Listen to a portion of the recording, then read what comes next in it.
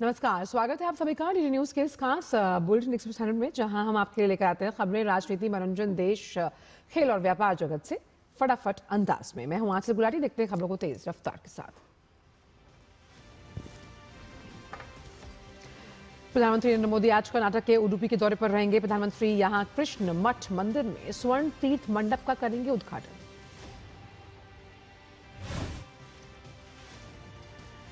प्रधानमंत्री मोदी कृष्ण मठ मंदिर में लक्ष्य कंठ गीता पारायण कार्यक्रम में भी लेंगे हिस्सा। इस दौरान गीता के 1 लाख श्लोकों का सामूहिक पाठ किया जाएगा। उडुपी में होने वाले इस विशेष कार्यक्रम में तटीय और मलनाड क्षेत्रों में बड़ी संख्या में श्रद्धालुओं के शामिल होने की संभावना। यातायात प्रबंधन और सुरक्षा व्यवस्था के लिए प्रशासन मुस्तैद। कृष्ण मठ मंदिर समारोह के दौरान गीता जयंती से संबंधित विभिन्न भक्ति समारोह और सांस्कृतिक सत्रों का किया जाएगा आयोजन।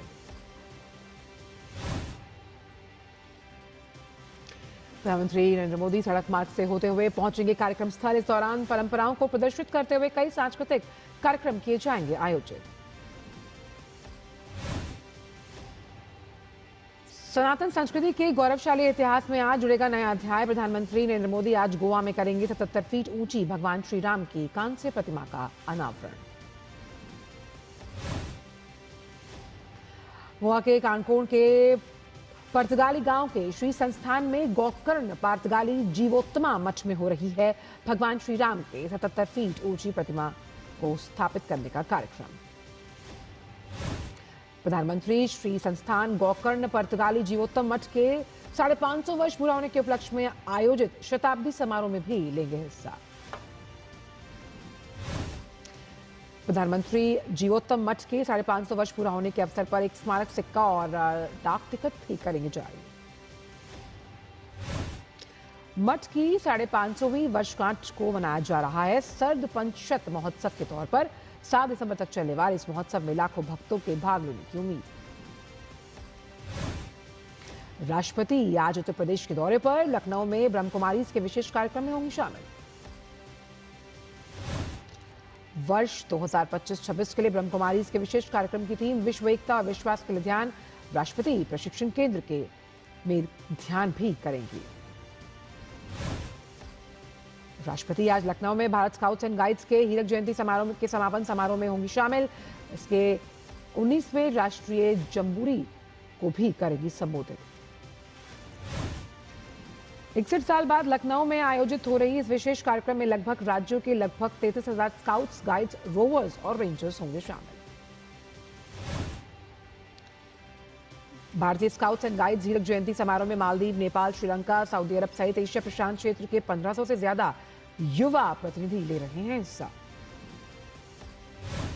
छत्तीसगढ़ की राजधानी रायपुर में आयोजित होगा डीजीपी आईजीपी सम्मेलन। नए जमाने के खतरों से नागरिकों को बचाने के लिए नेक्स्ट लेवल सिक्योरिटी ग्रिड बनाने पर रहेगा फोकस। प्रधानमंत्री नरेंद्र मोदी करेंगे डीजीपी आईजीपी सम्मेलन की अध्यक्षता। सम्मेलन में शामिल होने के लिए गृहमंत्री अमित शाह रायपुर पहुंचे। सम्मेलन के दौरान वामपंथी उग्रवाद, आतंकवाद का मुकाबला, आपदा प्रबंधन, महिला सुरक्षा और पुलिसिंग में फॉरेंसिक विज्ञान, एआई के उपयोग जैसे मुद्दों पर प्रमुखता से होगी चर्चा। डीजीपी आईजीपी सम्मेलन के माध्यम से मिलता है देश भर के वरिष्ठ पुलिस अधिकारियों और सुरक्षा प्रशासकों को राष्ट्रीय सुरक्षा के विविध मुद्दों पर महत्वपूर्ण संवाद का मंच।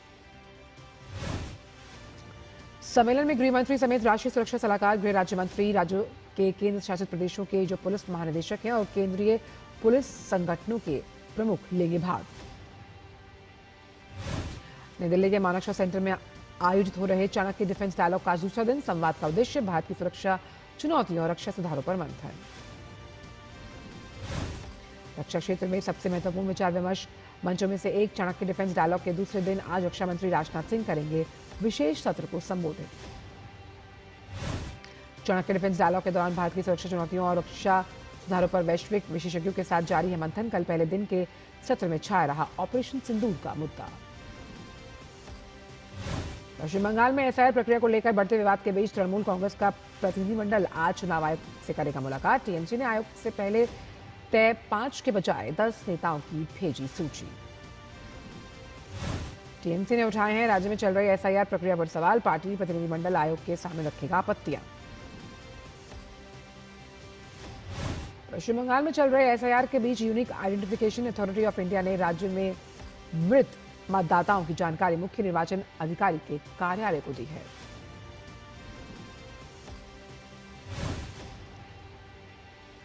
चुनाव आयोग ने वोटर रजिस्ट्रेशन एक्ट 1965 के अंतर्गत मांगी थी यूआईडीआई बैंकों, पोस्ट ऑफिस, जीवन बीमा कार्यालयों से मृत व्यक्तियों के डेटा की जानकारी। रेलवे, सूचना प्रसारण, इलेक्ट्रॉनिक्स और सूचना प्रौद्योगिकी मंत्री अश्विनी वैष्णव आज चंडीगढ़ के दौरे पर रहेंगे। केंद्रीय मंत्री इस दौरान मोहाली में सेमीकंडक्टर लेबोरेटरी का करेंगे दौरा। वित्त मंत्री निर्मला सीतारमण आज आंध्र प्रदेश के दौरे पर रहेंगी। वित्त मंत्री अमरावती में कई राष्ट्रीय बैंकिंग संस्थानों के ऑफिस बिल्डिंग की रखेंगे आधारशिला। जल शक्ति मंत्री श्री सीआर पाटिल आज नई दिल्ली में vision for Sujalam Bharat summit 2025 का करेंगे उद्घाटन। इस मौके पर जल शक्ति राज्य मंत्री राजभूषण चौधरी और वी सुमन्ना रहेंगे मौजूद। कृषि और किसान कल्याण ग्रामीण विकास मंत्री शिवराज सिंह चौहान ने पंजाब का दौरा किया। केंद्रीय मंत्री ने खेतों में जाकर किसानों और ग्रामीणों के साथ किया सीधा संवाद। कृषि मंत्री ने किसानों के साथ ही पराली न जलाने और उसके उचित प्रबंधन पर चर्चा की। किसानों को समझाए पराली को खेत में वापस बुलाने के फायदे। लोकसभा अध्यक्ष ओम बिरला ने साइप्रस प्रतिनिधिमंडल से मुलाकात की। दोनों पक्षों ने गहरे लोकतांत्रिक संबंधों और बेहतर सहयोग की आवश्यकता पर दिया जोर। साइप्रस प्रतिनिधिमंडल ने भारत के वैश्विक नेतृत्व की सराहना की। दोनों पक्षों ने आतंकवाद के प्रति शून्य सहिष्णुता के दृष्टिकोण का किया समर्थन। दिल्ली की मुख्यमंत्री रेखा गुप्ता का ऐलान। कुमाऊं रेजिमेंट की चार्ली कंपनी की बहादुरी पर आधारित फिल्म 120 बहादुर होगी दिल्ली में टैक्स फ्री। दिल्ली सीएम ने एक्स पर पोस्ट कर दी टैक्स फ्री करने की जानकारी। फिल्म 120 बहादुर 13 कुमाऊं रेजिमेंट की चार्ली कंपनी के 120 सैनिकों के असाधारण साहस, नेतृत्व और बलिदान को श्रद्धांजलि है। 1962 के भारत चीन युद्ध के दौरान वेजांग ला में अदम्य साहस का परिचय देने वाले मेजर शैतान सिंह भाटी के जीवन को दर्शाती है ये फिल्म। मुंबई के कुर्ला इलाके में गोदाम में देर रात लगी आग। घटना में किसी के भी हताहत होने की सूचना नहीं, लेकिन लाखों की संपत्ति जलकर खाक। बीएमसी प्रशासन के अनुसार कुर्ला पश्चिम के किस्मत नगर के खलील शेख चौल के गोदाम में लगी आग। सूचना मिलने पर दमकल की गाड़ियां पहुंची घटनास्थल पर। स्थानीय पुलिस और एम्बुलेंस भी मौके पर मौजूद। फायर ब्रिगेड की टीम ने मध्यरात्रि तक आग पर काबू पाया। घटना में किसी के हताहत होने की सूचना नहीं। आग को बुझाने के बाद गोदाम में ठंडा करने के काम जारी। आग लगने के कारण की होगी जांच। गोवा में आयोजित हो रहे भारत के प्रतिष्ठित 56वें भारतीय अंतर्राष्ट्रीय फिल्म महोत्सव का आज अंतिम दिन। समापन समारोह के दौरान हो गया भव्य आयोजन। गोवा में से doctor Shyama Prasad Mukherjee indoor stadium में होगा 56वां भारतीय अंतर्राष्ट्रीय फिल्म महोत्सव का समापन समारोह। कई फिल्मी जगत के सितारों से सजेगा समारोह।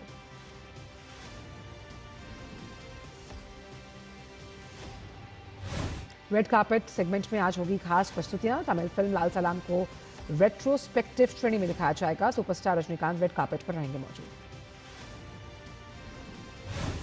इटली की फिल्म आयुष फुलगोस्ट की स्क्रीनिंग के साथ होगा महोत्सव का समापन। निर्देशन राजापूम बून बुंचा चोके ने किया फिल्म का प्रमोशन। चक्रवात दितवा के चलते दक्षिण भारत के शहरों के लिए मौसम विभाग ने जारी किया अलर्ट। चक्रवात दितवा पश्चिम बंगाल की खाड़ी में हुआ विकसित।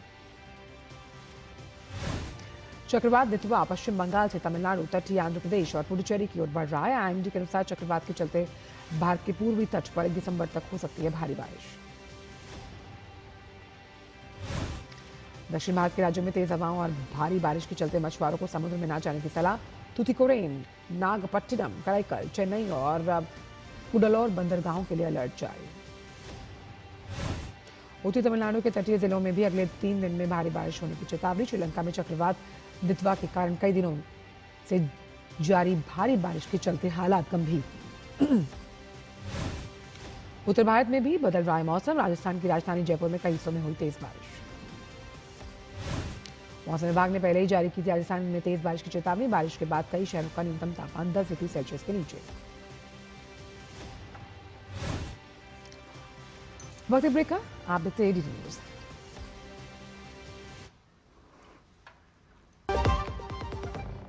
दादा ये कौन सा प्लांट है? टेंजरीन, बहुत मीठा होता है, तोड़ना नहीं है। Free foreign trip, click on the link. अभी करता हूँ। दादू रुको, लिंक में क्लिक मत करना। क्यों? ये एसएमएस स्कैम है, क्लिक करोगे तो आपके बैंक डिटेल्स होंगे चोरी।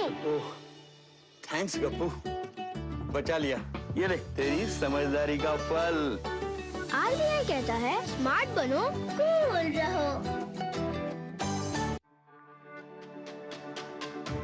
मेरी पसंद, मेरी पसंद, मेरी पसंद, मेरी पसंद, हमारी पसंद। हम सबकी पसंद। मजबूत देश का मजबूत सरिया हो गया स्टील। कौन है जो जोड़े देश को?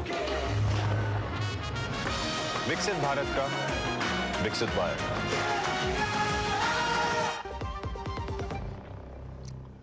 ब्रेक के बाद सभी का स्वागत करते हैं अन्य खबरों का एक्सप्रेस अंदाज में।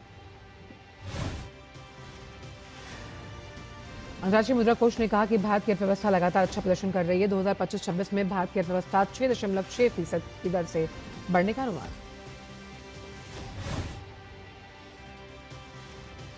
आईएमएफ ने कहा कि वित्त वर्ष 2025-26 की पहली तिमाही में भारत के वास्तविक जीडीपी में 7.8% की वृद्धि दर्ज की गई, जो कि वित्त वर्ष 2024-25 में 6.5% में थी। वित्त मंत्रालय ने कहा कि महंगाई दर के न्यूनतम स्तर पर रहने, मजबूत ग्रामीण और शहरी मांग और सरकारी जो पूंजीगत खर्च है उसके उच्च स्तर पर रहने की वजह से बाकी बचे वित्त वर्ष 2026 में देश की अर्थव्यवस्था पकड़ेगी तेज रफ्तार। वित्त मंत्रालय ने कहा कि जीएसटी सुधार से खपत में इजाफा हो रहा है और मौजूदा कृषि गतिविधियों के चलते ग्रामीण अर्थव्यवस्था मजबूत बनी हुई है। सरकार ने कपड़ा क्षेत्र में अनुसंधान और नवनिवेश को बढ़ावा देने के लिए 305 करोड़ रुपए की वस्त्र केंद्रित अनुसंधान, मूल्यांकन, निगरानी योजना और स्टार्टअप टैक्स रैम्स योजना को मंजूरी दी। इस योजना का लक्ष्य वैश्विक बाजारों में भारत की जो प्रतिस्पर्धा है उसे बढ़ाना, रोजगार के अवसर पैदा करना, उद्योग, शिक्षा क्षेत्र और सरकारी संस्थानों के बीच गहन सहयोग को बढ़ावा देना है। सेबी ने म्यूचुअल फंड के जो वितरक हैं उनके लिए एक नई प्रोत्साहन व्यवस्था पेशकश की। इस नई व्यवस्था के तहत वितरकों को 30 शहरों से नए व्यक्तिगत निवेशक और किसी भी शहर में नई महिला निवेशक लाने पर दिया जाएगा अतिरिक्त कमीशन। एक रिपोर्ट में माना गया कि देश का जो खाद्य सेवा बाजार है वो 2030 तक $125 अरब को पार करने की संभावना। राजस्थान के मुख्यमंत्री ने कहा कि राजस्थान पर्यटन, निवेश और औद्योगिक विकास की राह पर तेजी से आगे बढ़ रहा है। राज्य सरकार की निवेश अनुकूल नीतियों के साथ साथ प्रभावी सिंगल विंडो क्लियरेंस सिस्टम ने प्रदेश में पर्यटन की संबंधित निवेश प्रक्रियाओं को बनाया सुगम। वर्लपूल ऑफ इंडिया लिमिटेड की प्रवर्तक इकाई वर्लपूल मॉरिशस ने खुले बाजार में लेन देन के जरिए घरेलू उपकरण विनिर्माता कंपनी ने 11% से ज्यादा हिस्सेदारी 1489 करोड़ रुपए में बेच दी। भारतीय बैंकिंग इंडस्ट्री वित्त वर्ष 2026 की दूसरी छमाही में मजबूत प्रदर्शन के लिए तैयार। इसे अच्छे आर्थिक माहौल, कम होती ब्याज दरें और खपत में सुधार का फायदा मिलेगा। ये जानकारी एक रिपोर्ट में दी गई। रिपोर्ट की माने तो वित्त वर्ष 2026 में बैंकिंग क्रेडिट सालाना आधार पर 11.5 से 12.5% की दर से आगे बढ़ने की उम्मीद। जिसे रिटेल और एमएसएमई सेगमेंट की ओर से बढ़ी हुई जो क्रेडिट मांग है उसे मिलेगा फायदा। सरकार ने वैश्विक इंटरनेट निकाय आईकैन से कानून प्रवर्तन एजेंसियों को आपातकालीन मामलों में वेबसाइट मालिकों या फिर डोमेन पंजीकरण कराने वाले का विवरण 24 घंटे के भीतर उपलब्ध करवाने के लिए कहा। रूसी राष्ट्रपति पुतिन ने यूक्रेन संघर्ष पर कहा कि रूस तभी हथियार डालेगा जब यूक्रेन की सेना उन क्षेत्रों से पीछे हटेगी जिन पर रूस अपना दावा करता है। रूसी राष्ट्रपति पुतिन ने उम्मीद जताते हुए कहा कि अगले सप्ताह की शुरुआत में मॉस्को में विशेष दूत स्टीव विटकॉफ की अगुवाई में आने वाले अमेरिकी प्रतिनिधिमंडल के साथ गंभीर चर्चा होनी है। हांगकांग में एक आवासीय परिसर में लगी आग में मरने वालों की संख्या बढ़कर 94, 200 से 80 लोग लापता। कई लोग अभी भी इमारतों में फंसे हुए हैं। हांगकांग में आवासीय परिसर में लगी आग पर पुलिस ने निर्माण कंपनी के मालिकों को किया गिरफ्तार। पुलिस का कहना है कि आग के कारण निर्माण कंपनियों की जो लापरवाही है और खास तौर पर अपार्टमेंट में असुरक्षित सामग्रियां हैं, उसके इस्तेमाल को एक प्रमुख कारण माना जा रहा है। अमेरिका में व्हाइट हाउस के पास हमले में एक नेशनल गार्ड की मौत हुई। अमेरिका के राष्ट्रपति ने इस हमले को आतंकी हमला बताया। व्हाइट हाउस के पास गोलीबारी के बाद FBI ने अपनी जांच का दायरा बढ़ाते हुए कई संपत्तियों की तलाशी ली, जिसमें वॉशिंगटन में एक घर भी शामिल जो संदिग्ध से जुड़ा है। अमेरिकी राष्ट्रपति ट्रंप के खिलाफ 2020 के चुनाव परिणामों में घोटाले के मामले में जॉर्जिया अदालत ने खारिज उसे किया। साथ ही ट्रंप को दोषी ठहराया जाता है तो उन्हें 5 साल की जेल की सजा का सामना करना पड़ सकता है।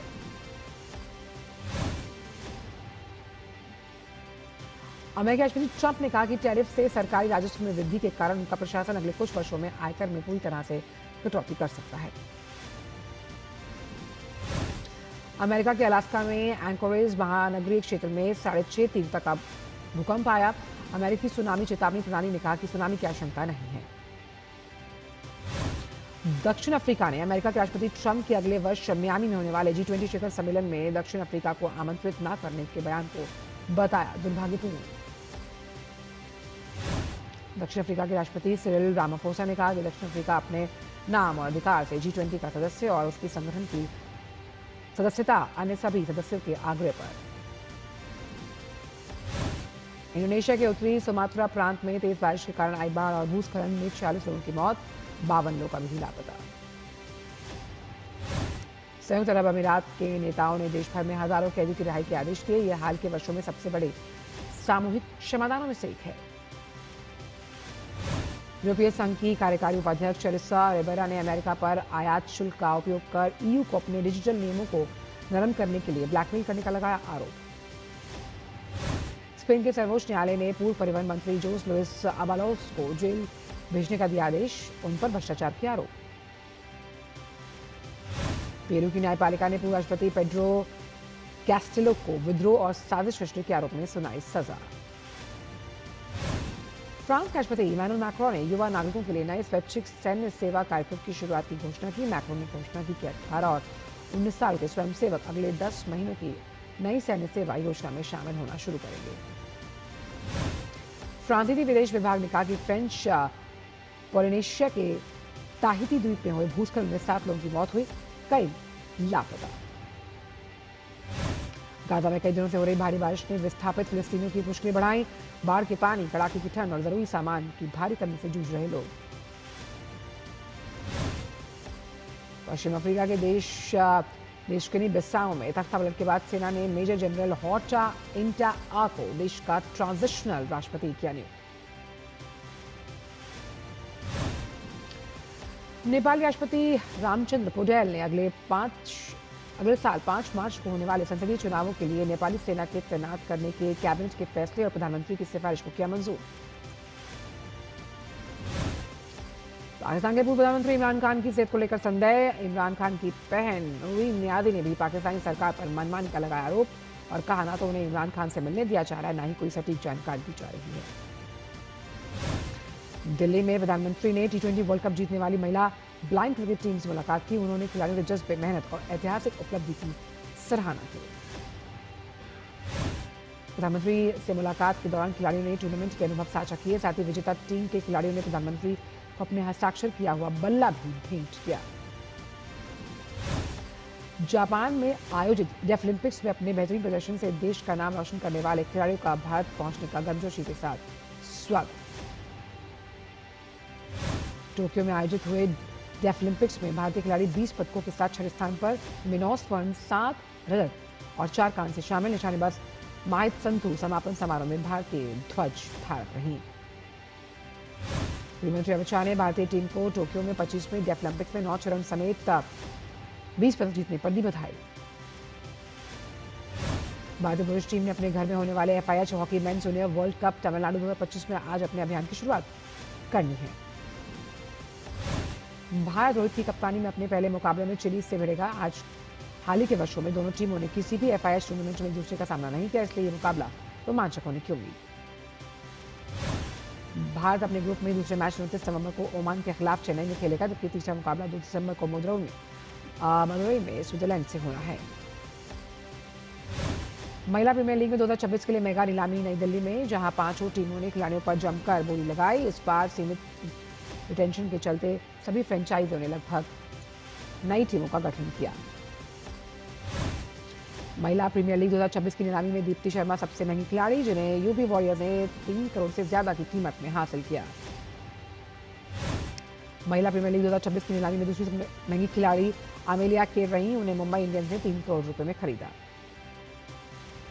वहीं इसी लीग की नीलामी में भारत की उभरती स्पिनर एन श्रीचरणी एक बार फिर सुर्खियों में। दिल्ली कैपिटल्स ने इस लेफ्ट आर्म स्पिनर को 1 करोड़ से ज्यादा की रकम देकर अपने साथ जोड़ लिया। श्रीचरणी का बेस प्राइस 30 लाख रुपए था। Syed Modi international badminton tournament में 16 साल की तन्वी शर्मा ने पूर्व विश्व चैंपियन जापान की नोजोमी ओकुहारा को हराकर महिला सिंगल्स क्वार्टर फाइनल में बनाई जगह। इसी टूर्नामेंट में पुरुष सिंगल्स में 19 साल के मनराज सिंह ने बीएचएस प्रणय को हराकर पुरुष सिंगल्स क्वार्टर फाइनल में किया प्रवेश। और इंग्लैंड के दिग्गज फुटबॉलर डेविड बेकहम इन दिनों भारत के दौरे पर। डेविड बेकहम अपनी भारत यात्रा के दौरान आंध्र प्रदेश के विशाखापट्टनम पहुंचे। यहां एक सरकारी स्कूल के छात्रों के साथ उन्होंने यादगार समय बिताया और फुटबॉल खेला। और फिलहाल एक्सप्रेस में इतना ही, दीजिए इजाजत।